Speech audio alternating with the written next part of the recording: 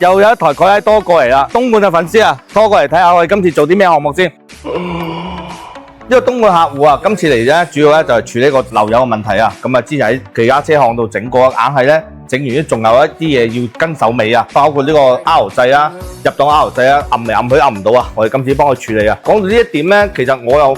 分享一樣嘢啊。咁啊，呢排有個客戶又問我啊，咁去咗一間東莞嘅某個車行度整一台指針，咁咧先整咗5萬，後尾又整唔知大幾萬，又俾咗張單又6萬咁樣嘅。咁咧其實我個人認為啊，好多車行啊，例如有啲車型對唔熟咧，只係見到嗰樣就報嗰樣啊。咁唔同我哋好似對林寶堅尼咁熟咧，咁其實我哋有啲地方知道呢度漏油，將來呢度好快又會漏油，或者呢度嘅問題，我哋可能一張單會報俾客戶，咁等佢唔使又走嚟走去，或者一次過整，其實有啲嘢係可以慳好多錢嘅。好似我頭先講嗰個之後咁啦，佢咁整嚟整去，分咗3次嘅單俾佢，其實客戶一定係唔高興嘅。咁問我喂，係咪真係要咁多嘢整？其實我都解釋一樣嘢，有啲車型我哋就算我哋都會一樣，有啲車型我哋可能唔熟，你嚟到我哋都可能見到嗰樣就報嗰樣。所以咧，其實依家整車都好啊，真係有啲車行如果真係專屬某一款車嘅車型咧，其實真係喺嗰邊一次過整好過。唔係咧，你真係幾次張單整嚟整去咧，其實大家都一嚟車行至浪費時間，又會搞到大家客戶又唔高興。其實大家溝通上面亦都有